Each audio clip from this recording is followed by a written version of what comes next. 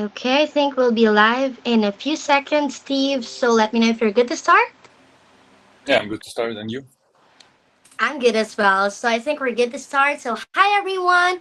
Hello CryptoFi community. Welcome back to another exciting AMA session. So we're very sorry guys for the problems in the previous live, but now I think we're back stronger and lesser issues. So today guys, we're very excited to have all of you joining us and we appreciate everyone taking the time to be part of this conversation. But today's project we're going to explore it's called AIPF Grid. And today we're going to be joined by Steve from the AIPF Grid team to discuss their vision, technology, and also what makes this ecosystem unique. So, over the course of this session, guys, we'll explore the ideas behind Grid, dive into their economic design, security, and user experience, and let's also take a look at what lies ahead of this ecosystem. So, let us get our Amy started. So, once again, hi, Steve. To kick things off, we'd love to get to know more about you. So, before diving into the technology itself, Steve, can you give us a quick background and introduction and what drew you to lead Grid? Okay. Hello everyone. My name is Steve. As you remember, yeah, I was being the tech lead of blockchain logic and creating of AIPF. So today we're gonna have like a quick and very useful introduction and explanation of our new logic grid. So if you read the document, and if not, today we're gonna discuss about it. We're gonna go deep dive in it, and we're gonna just see together what we have created and see our like next few months and future, what we're gonna continue working on and develop. So let me give you like a small introduction regarding the grid. So the grid itself is a lending and borrowing protocol built around AIPD. AIPD is the native stable coin of AIPF ecosystem. So the core idea is that every user action, borrowing, minting, looping, or saving routes value back to the AIPF token. So the grid itself is like working as a protective layer. So yeah, this is like a small introduction about the grid, about the explanation of what we're gonna work today and discuss in this Binance Live session. Thank you, Steve, for that. Thank you for sharing that quick bird's view background about Grid. And I think this would lead us perfectly into our next question. So, to get things and for to make it simple for our audience, Steve, let's try to keep it simple for everybody because sometimes the hardest thing to do is to explain a complex system, right? In the simplest terms possible. So, Steve, can you give us a quick definition in one sentence? What is AIPF Grid? So I think it will be hard to explain you in one sentence, but I'm gonna try my best to keep it short. Grid is lending and borrowing protocol built around AIPD. So AIPD is stablecoin of AIPF ecosystem. So the core idea is that user action, borrowing, minting, looping, and saving routes value back to the AIPF token. That's a very good one. Thank you, Steve, for that. Very concise and a powerful way to describe it. And I think all throughout the session we'll slowly unfold that definition one by one, right? So thank you for that, Steve. Now, let us address one of the biggest questions on the investors' minds right now. Because, Steve, as we know, the collapse of several stablecoin projects has understandably made many users cautious, right? And trust has really become one of the most important, things in this industry. So, Steve, why should the investors trust AIPD when there's so many stable coins that have failed already in the past? So I think that they are partially correct because this is the main point and the main idea. We are not inventing the bicycle or especially not new financial primitives. We are taking a proven mechanism and aligning every single one fit to the AIPF. So that alignment executes conservatively. So it's the differentiator. So the proof will not gonna come from my words or from any other words. It will gonna come from on-chain data 6 months after launch. So just watch what we ship and you will see the results by yourself.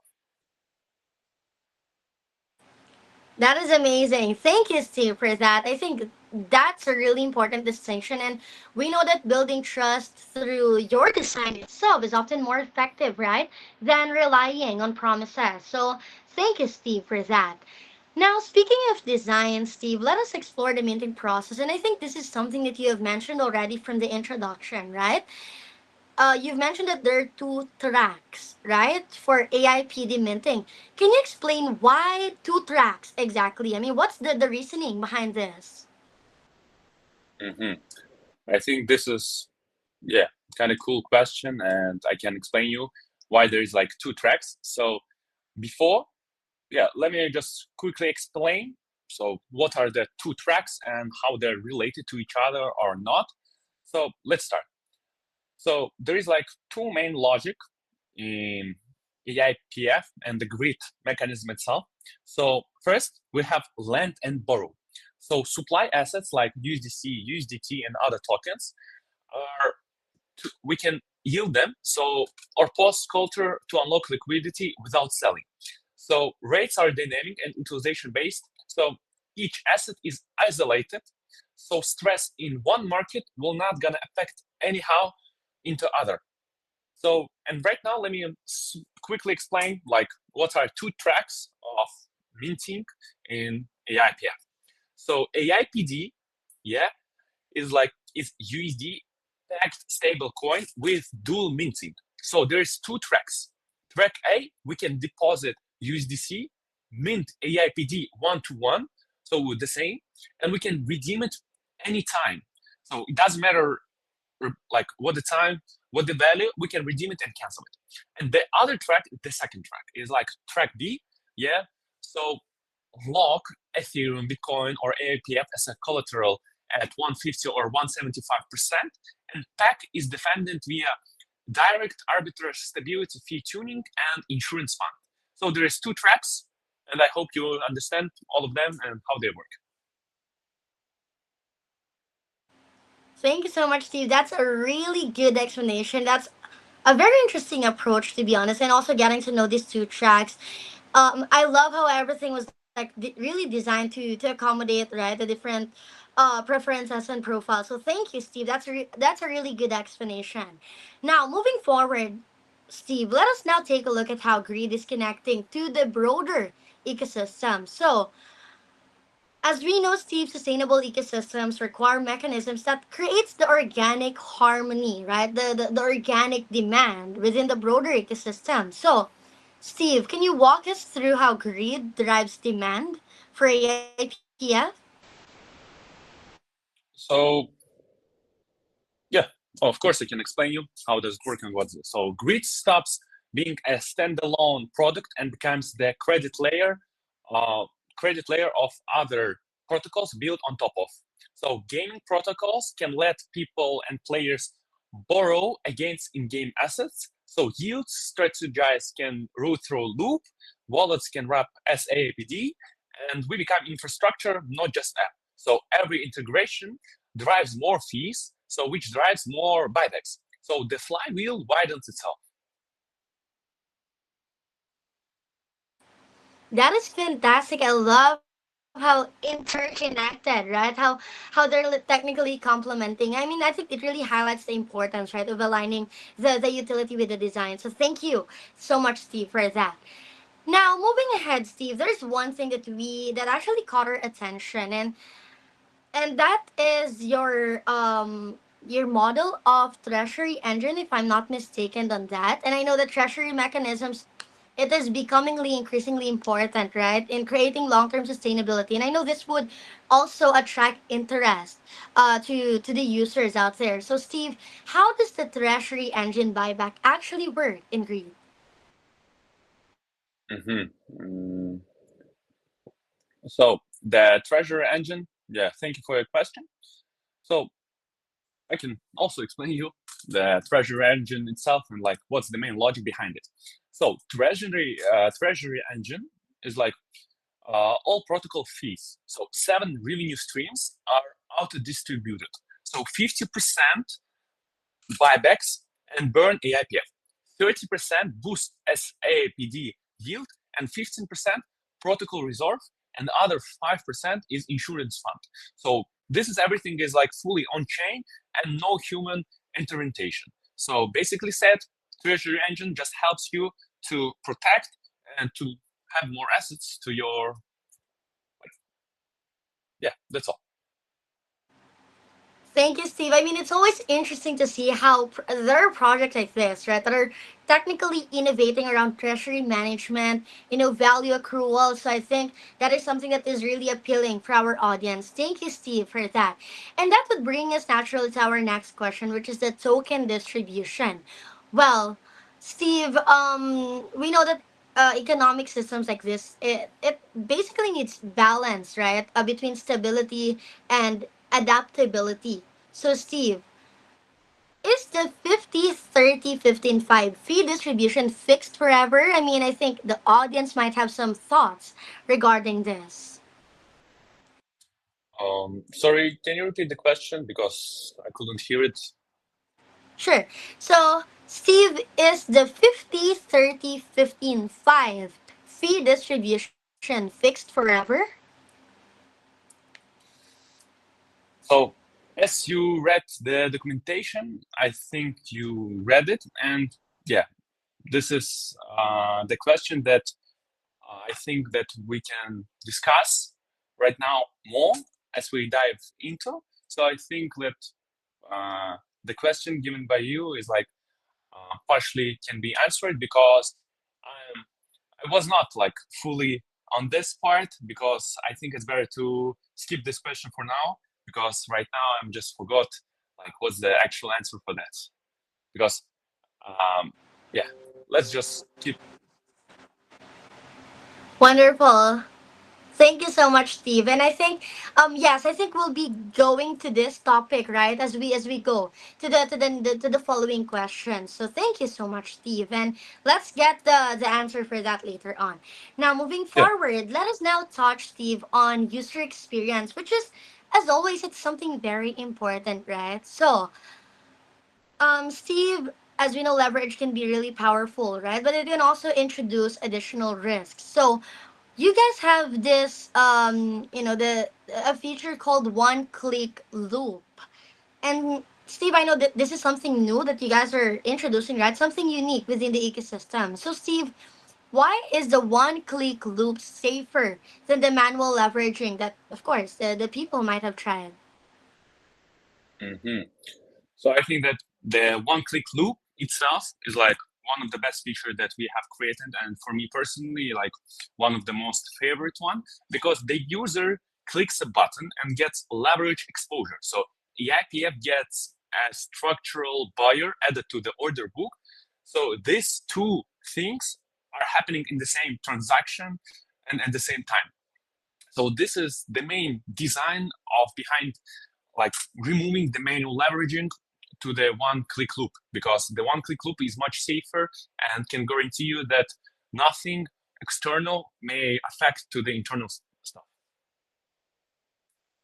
Thank you, Steve. That's amazing. Wow, I love how this technically reduces the complexity, right? And when you reduce complexity, it often translates into better, like you've mentioned, it's better user protection, right? And of course, enhanced accessibility as well. So thank you, Steve. That's amazing. Thank you for explaining that. Now, moving forward to another part that actually this is something very crucial, and this is about security. Well, security, as always a critical pillar, right? For everything. In DeFi, security is not simply a feature, it's a necessity. It is something that the people, the users really seek for, right? So, Steve, what is your security philosophy in AIPF Grid? Mm-hmm. So the security itself that behind the grid in EIPF is very complex and very interesting to say. So one thing I want to say you first, like no attacks, no nothing can affect to the internal stuff what's happening in EIPF. No market crash in one market can affect to other market. And the main logic behind the protection is like divided in three main parts. So we protect against it through audits, bug bounties, simple code, conservative parameters, and the insurance fund. So the second risk that we are avoiding and protecting is like cascading liquidation. As I said, isolated risk pools and partial liquidations contains it, and we are protecting against it through the main logic that will not gonna give you possibility to affect one market if other market is like down. And the third one is reserve asset DPAC. So USDC is the most stable tested option, and the insurance funds absorbs it. So I'm not gonna tell you that there is like no risks and everything is like 120% is safe, but I will gonna just tell you that we are, and everyone who is saying you that there is like no risk are lying to you. I will tell you that we have engineered every failure mode we can identify.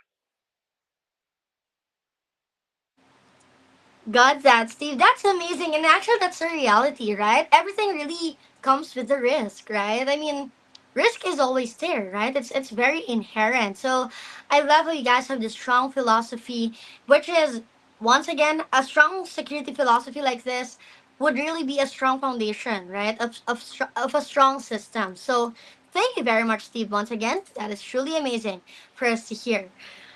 Now, moving ahead, Steve, every project must also consider extreme situations, right? Because as we know, risk management is just as important as growth, right? No system is ever immune to challenges. So, transparency around downside scenarios is extremely valuable. And I think this is one thing that can, attract people into your ecosystem. So, Steve, what is the worst case scenario and how is greed protected in such cases? So the worst case scenario that may happen.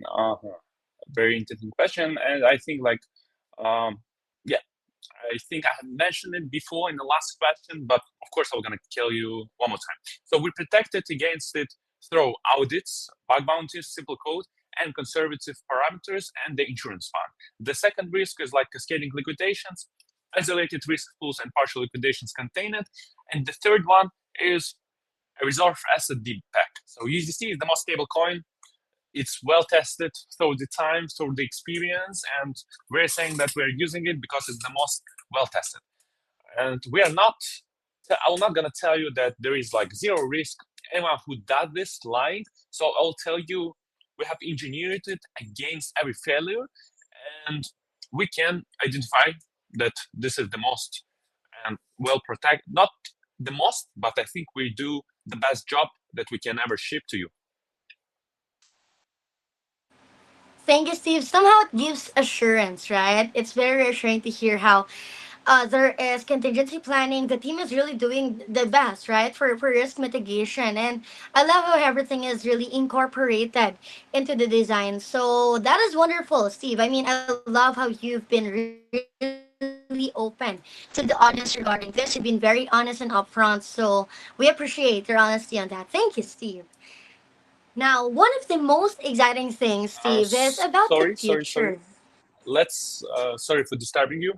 If you remember, you have asked me regarding the 50, 30, To 55 logic. distribution, yes. Yeah. Let's Should I ask it again go. for the Yeah, audience? let's go back to that question. Sorry, guys. Yeah, I just remember it one more time. So the main logic is like Wonderful. it's deliverable, not unchangeable. So 50% buyback and burn from holders. The 30% is SAPD yields for users, and 15% reserves for the growth. So 5% insurance for the worst day, and can it change? Only through governance with time locks, never at the discretion of a single party. So the framework is intentionally blessed toward AIPF holders. So I think this is the best distribution of the fees we can possibly give you, and I think this is the best option you can receive. Thank you, Steve. I mean, that's amazing. And I think, I love how you went back to that question. It really gave a lot of clarity and, the flexibility while still maintaining the clear principles, right, is really a key to long-term sustainability. That is wonderful. Thank you, Steve. And I think, the there are a lot of people who might be wondering regarding that about the fee distribution. Once again, that matters a lot. So thank you so much, Steve, for that. Now let's go back to the question and let us now turn our attention into the future. And guys, as we know, I know that each and everybody of you would really want to get to know what is awaiting for AIPF Grid. Where is this headed to? So Steve, let us touch on the roadmap. And roadmap often contains broad terms that can spark curiosity. So, Steve, what does Phase 4 ecosystem actually mean? Mhm. So the phase four ecosystem is like so the grid itself stops being a standalone product and becomes the credit layer for other protocols built on top of it. So gaming protocols can let players borrow against their in-game assets. Yield strategies can route through loop, and vaults can wrap SAPD.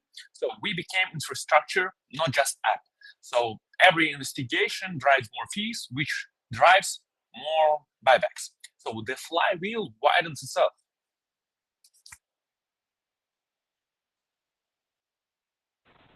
Thank you, Steve, for that. And once again, I love how that paints a clear picture. Once again, ecosystem can actually mean a lot of things, and I love how you've really went into detail regarding that. Thank you, Steve, for that. And once again, it painted a clear picture of the long-term ambitions behind Grid. Thank you, Steve. Now, speaking of the future, now that we're already in this broad topic about the future, right? Steve, for the investors right now who are tuning in that are maybe researching or doing their own research about the AIPF ecosystem, I think understanding the importance of grid is essential for them now that this is a new addition, right, within the AIPF ecosystem. So, Steve, why should an investor evaluating AIPF today care specifically about grid? Why is grid so important for the audience to understand? Mhm. So I think that because grid is what makes AIPF a productive token instead of speculative one. The grid, yeah, through grid, AIPF is yield as a collateral, mints AIPD, and gets bought back through fees, distributes revenue to the stakers. It's not just a bet on the protocol's success, it's a claim on its cash flows. So the more grids is used, the stronger that claim becomes. So this is like what investors should see in AIPF and especially to the grid, since grid is like new ecosystem, the new logic that will gonna change almost everything. That is really fantastic, Steve. Thank you. And I love how you, I think that answer emphasized really how grid is playing this much larger role, right? Rather than simply being another protocol component or just another addition within the space. Thank you, Steve. That's once again truly amazing for us to hear. Now, Steve, of course, there are still some skeptical minds out there, right? Not everybody can be convinced with the answers that we might be giving or the discussions we're doing. And that's very understandable because the DeFi space is highly competitive and comparisons are very inevitable. So, Steve, how do you respond to those skeptics who say that this is just another lending protocol with a stable coin? Um, hmm. I think they are partially right because we are not inventing the new financial primitives. We are taking the proven mechanism and aligning every single one to feed AIPF. So that alignment is executed conservatively, so is the differentiator. So the proofs will not even come from my words or from your words, for example. Yeah, it will come from the on-chain data 6 months after the launch. Just watch what we ship and you will see the results by yourself. Thank you, Steve. And this is amazing to hear. I mean, especially we cannot actually minimize those people who might still have some having some doubts, right? So differentiation ultimately would really come down to execution, and it's always valuable to hear how the team views it as a unique strength. So thank you, Steve, for that. Now let us touch on what's coming next. And actually, Steve, since you're the one leading Grid, right? Um, I I would want the answer coming directly from you, right? Because builders often have features that they're especially passionate about, right? So on a personal level, Steve, what are you personally most excited to ship in phase two? So for me personally, I think this is the one-click loop. So the user clicks button and gets leveraged exposure. So AIPF gets a structural buyer and added to the other order book. So both things happen in the same transaction. So I think this is like the best thing I'm proud of, and this is the thing that I'm most interested in. Thank you so much, Steve. Wow, those upcoming developments certainly sound exciting. And I know that it would give the community plenty to look forward to. That's fantastic. And actually hearing it from you as the lead of Creed, I think it would give this unique excitement to them. It would actually come it came really came from a reliable source. So thank you, Steve, for that. Now, Steve, I think it would bring us now to our final question. I think we've covered pretty much everything. We've covered the vision, the tokenomic, the security, the roadmap, right? We gave an idea already on what's coming into the future. So, Steve, to conclude today's discussion, we would love to leave the audience, right, with something like a final message coming from the team. So, Steve, can you maybe give us some closing thoughts or any call to action, any message you'd like to leave for our audience? So my final words about this meeting, yeah, as well, like I was really interesting to you, like to introduce you our main logic, the grid and EIPF. So DeFi is like full of promises, roadmap slips, tokens dump, protocols disappear, judges, but what was running on data on chain 6 months after today's meeting. So not but what I said today. Yeah. Read the documentation again to see how grid and what we are doing. Yeah. Watch what we ship, and the Treasury Engine will run publicly. So everything will be viewed by you. So you can interact with it and see what's happening. The buybacks will execute on chain. So we don't need you to believe in us. We need you to verify what we are doing by yourself. You can see everything since everything is publicly and fully exposed. So you can verify by yourself, not by our words or my words. So I think I was very helpful for you today, and thank you one more time for this beautiful and very productive session. I hope you're gonna enjoy our product as we shipped it. So yeah, let's continue and let's work together and drive more to develop more and to grow together. Thank you very much, Steve, for sharing those thoughts and for giving us deeper insights into the AIPF Grid ecosystem. And I think that would bring us to the end of today's AMA session. So, first and foremost, a huge thank you to you, Steve, and the entire AIPF Grid team for joining us, for visiting the CryptoFi community, sharing this wonderful vision behind the project. So, just to wrap things up, for especially for our audience, just something to conclude.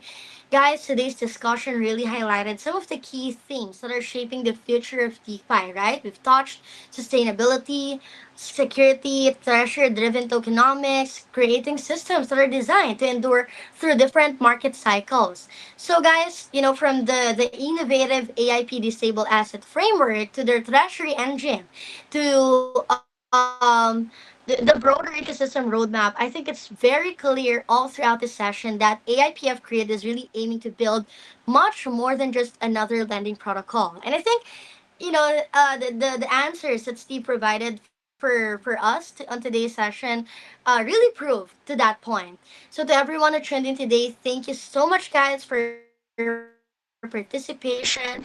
Thank you for your time. I know it's Sunday night, guys, so once again, we appreciate you guys as our viewers for tonight. So for a final call to action, be sure to follow AIPF Grid's official channels to stay updated, especially in regards with phase 2 developments, their ecosystem announcements, and future milestones ahead. Once again, thank you so much, Steve, and to the entire team, and thank you to our amazing community. So, guys, that would end our Amy for tonight. Thank you so much. Until next time, guys, stay safe as always, stay informed, and let us keep building the future of DeFi. See you all in our next AMA. Bye bye. Thank you, Steve. All the very Thank best. you. Enjoy See you. Sunday, Bye bye. guys. Bye bye, everybody. दोस्तों, अगर आप भी हमारे साथ इस system का हिस्सा बनना चाहते हैं तो हमने डिस्क्रिप्शन में लिंक दिया हुआ है, साथ में अपना व्हाट्सएप नंबर भी दिया हुआ है। आपको इस लिंक को कॉपी करना है और अपने डिसेंट्रलाइज वॉलेट में डिस्कवर ऑप्शन में जाकर सर्च बार में पेस्ट करना है। लिंक को पेस्ट करेंगे तो वह ब्लू लाइन में कन्वर्ट होकर नीचे की तरफ दिखेगी। उस ब्लू लाइन वाली लिंक को टच करके प्रोसेस करेंगे। इसके बाद कंटिन्यू का विकल्प दिखाई देगा। प्रक्रिया को आगे बढ़ाने के लिए इस पर क्लिक करेंगे। इसके आगे साइन इन का विकल्प आएगा तो साइन इन करना है, फिर वेरीफाई करना है और वॉलेट कनेक्ट का विकल्प चुनेंगे तो आपका वॉलेट कनेक्ट हो जाएगा। दोस्तों, वीडियो अच्छा लगा हो तो इसे लाइक, शेयर और हमारे चैनल को सब्सक्राइब करिएगा। Thank you.